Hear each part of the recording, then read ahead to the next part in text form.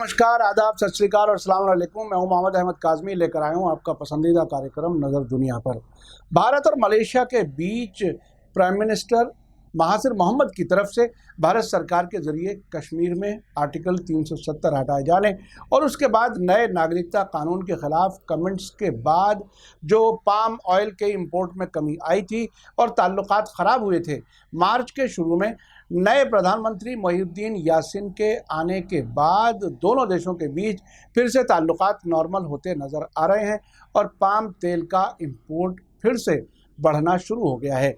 आपको याद होगा कि भारत ने मलेशिया से पाम ऑयल का इंपोर्ट बंद करके इंडोनेशिया से $10 फी टन महंगा लेना शुरू किया था, जिसकी वजह से भारत के खुदरा बाज़ार में पाम ऑयल महंगा हो गया था।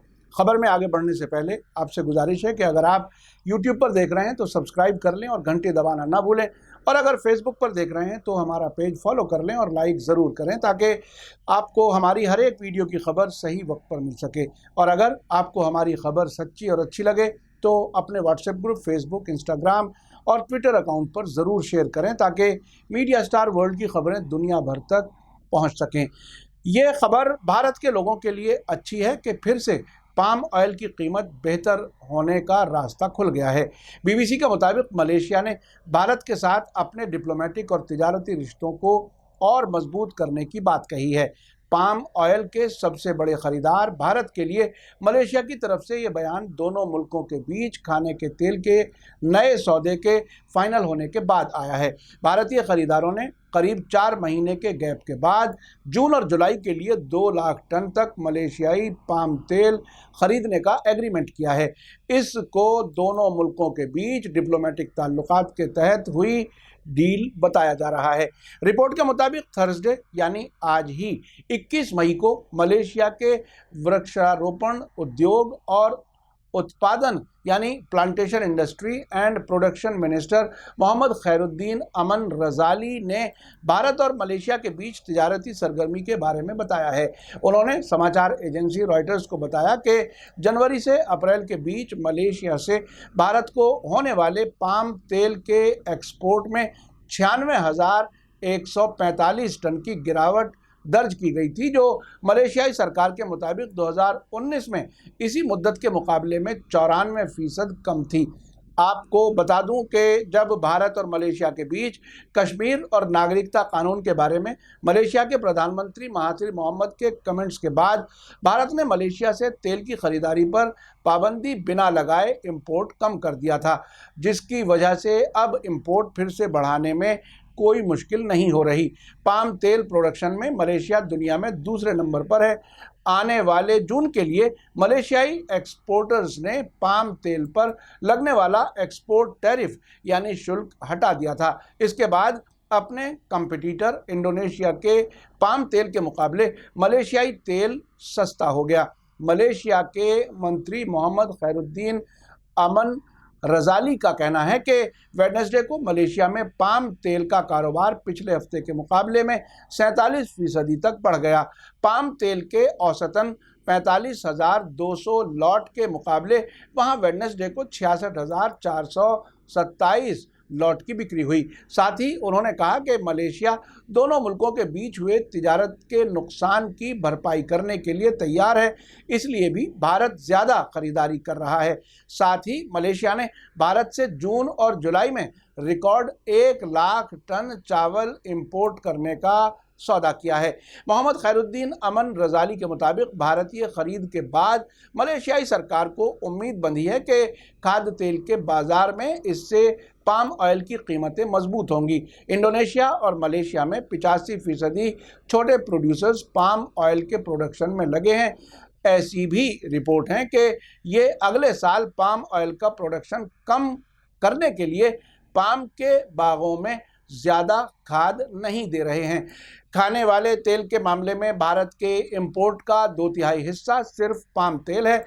भारत हर साल तकरीबन 90 लाख टन पाम तेल विदेशों से खरीदता है। भारत मलेशिया के उस वक्त के प्राइम मिनिस्टर महाथिर मोहम्मद के कश्मीर और नागरिकता कानून पर किए गए कमेंट्स पर नाराज था। महाथिर मोहम्मद ने कश्मीर का खास दर्जा खत्म किए जाने की मुखालिफत की थी। यहां तक कि उन्होंने सितंबर 2019 में न्यूयॉर्क में संयुक्त राष्ट्र जनरल असेंबली के मौके पर इस सवाल को उठाया था। उन्होंने एनआरसी सीएए पर भारत की नरेंद्र मोदी सरकार की सख्त आलोचना की थी। उन्होंने कहा था, मुझे ये देखते हुए बहुत अफसोस होता है कि खुद को धर्मनिरपेक्ष होने का दावा करने वाला भारत कुछ मुसलमानों की नागरिकता छीनना चाहता है। इस कानून की वजह से पहले से ही लोग मर रहे हैं, तो अब इसे लागू करने की क्या ज़रूरत है, जबकि तकरीबन 70 सालों से सभी नागरिक के तौर पर साथ रह रहे हैं। इसके बाद भारत ने महाथिर मोहम्मद के बयान को तथ्यों के आधार पर गलत यानी फैक्ट्स की बुनियाद पर गलत बताया था और उन्हें भारत के अंदरूनी मामलों पर बोलने से बचने के लिए कहा था। बाद में भारत में मलेशिया से पाम तेल के इंपोर्ट पर बिना ऐलान के तकरीबन पाबंदी लगा दी थी। इस तनाव के बाद इसी साल फरवरी में मलेशिया के प्राइम मिनिस्टर महाथिर मोहम्मद ने इस्तीफा दे दिया। इसके बाद देश के farmer home minister Mohiuddin Yasin को प्रधानमंत्री बना दिया गया। इस सब के बाद मार्च में मलेशिया के लिए भारत के एम्बेसडर मृदुल कुमार ने नए प्रधानमंत्री मोहिउद्दीन यासीन से मुलाकात की और बातचीत का सिलसिला फिर से शुरू किया। दोनों मुल्कों के रिश्तों में पैदा हुई खटास इसके बाद से किसी हद तक कम होनी शुरू हुई है। 2019 में मलेशिया के पाम तेल का भारत सबसे बड़ा खरीदार था और 40.4 लाख टन पाम तेल खरीदा था। तनाव के दिनों में मलेशिया के ऑफिसर्स का कहना था कि भारत के इस रुख से मलेशिया को भारी नुकसान होगा। मलेशिया इस नुकसान की भरपाई Pakistan, Philippines, Myanmar, Vietnam, Ethiopia, सऊदी अरब, मिस्र, अल्जीरिया और जॉर्डन से करने की कोशिश कर रहा था, लेकिन सबसे बड़े खरीदार भारत के हटने से उसकी भरपाई नहीं हुई। ऐसे में मलेशियाई ट्रेड यूनियन कांग्रेस ने अपनी सरकार से अपील की थी कि भारत से बातचीत कर मामले को सुलझाया जाए। उस वक्त मलेशियाई ट्रेड यूनियन कांग्रेस ने अपने बयान में कहा था कि हम दोनों सरकारों से अपील करते हैं कि निजी और डिप्लोमेटिक अहम यानी ईगो को किनारे रखकर कोई हल निकालें। आपको याद दिला दूं कि 24 सितंबर को महाथिर मोहम्मद ने संयुक्त राष्ट्र की आम सभा यानी यूनाइटेड नेशंस जनरल असेंबली में कहा था कि भारत ने कश्मीर पर कब्जा कर रखा है। इसके बाद भारत के विदेश मंत्रालय का सख्त रद्द अमल यानी प्रतिक्रिया सामने आई थी और नई दिल्ली में मलेशियाई उच्चायुक्त यानी हाई कमिश्नर को तलब किया था। भारत का कहना है कि मलेशिया को भारत के अंदरूनी मामलों में दखल अंदाजी करने और गलत बयान देने से बचना चाहिए।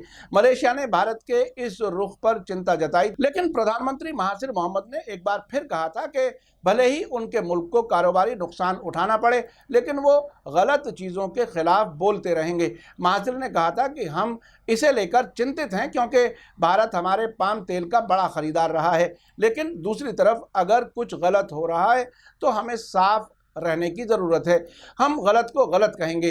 अगर हम फ़ायदे को देखते हुए गलत होने देंगे और कुछ नहीं बोलेंगे तो कई चीज़ें गलत डायरेक्शन में जाएंगी, फिर हम भी गलत करना शुरू कर देंगे और बाकियों को भी बर्दाश्त करेंगे। ये बहुत बड़ा बयान था उस वक्त। इसके अलावा कुआलालंपुर में दिसंबर 2019 में हुए इस्लामी सम्मेलन में मलेशिया के प्रधानमंत्री महाथिर मोहम्मद ने भारत के नागरिकता संशोधन कानून और राष्ट्रीय नागरिकता रजिस्टर एनआरसी के बारे में कहा था कि भारत में सब लोग 70 साल से साथ रह रहे हैं, ऐसे में इस कानून की ज़रूरत ही क्या थी। इस सम्मेलन में तुर्की और ईरान के प्रेसिडेंट्स रजब तैयब अर्दगान और हसन रूहानी और कतर के अमीर तमीम बिन सानी मौजूद थे। महाथिर मोहम्मद 1981 से 2003 तक मलेशिया के प्रधानमंत्री रह चुके थे, लेकिन 15 साल के बाद एक बार फिर 2018 में 92 साल की उम्र में वे प्रधानमंत्री चुने गए। दोबारा चुने जाने के बाद पाकिस्तान और मलेशिया करीब आए थे।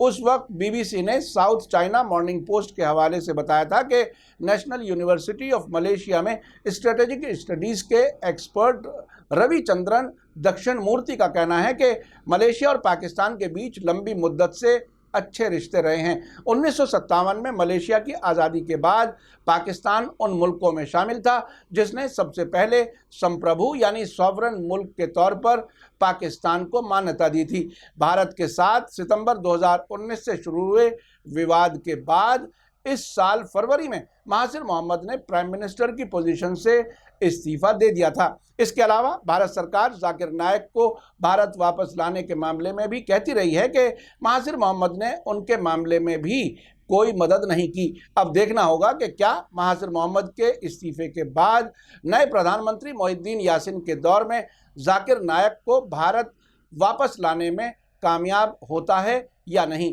आपने देखा कि दुनिया भर में भारत के नागरिकता कानून के खिलाफ कितना गुस्सा रहा है। इस कानून के लागू होने से पहले ही देश को कितना नुकसान हो चुका है।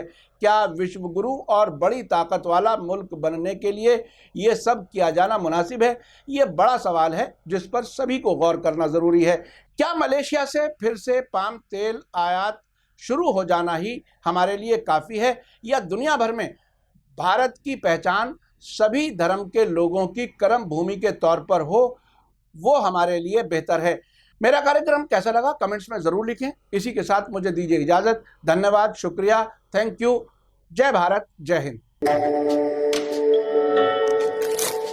मीडिया स्टार वर्ल्ड के और वीडियो देखने के लिए हमारे चैनल को सब्सक्राइब करें और सीधे नोटिफिकेशन पाने के लिए बेल आइकन दबाएं। और अगर हमारी खबर सच्ची और अच्छी लगे तो अपने व्हाट्सएप, इंस्टाग्राम, फेसबुक और ट्विटर अकाउंट पर ज़रूर शेयर करें।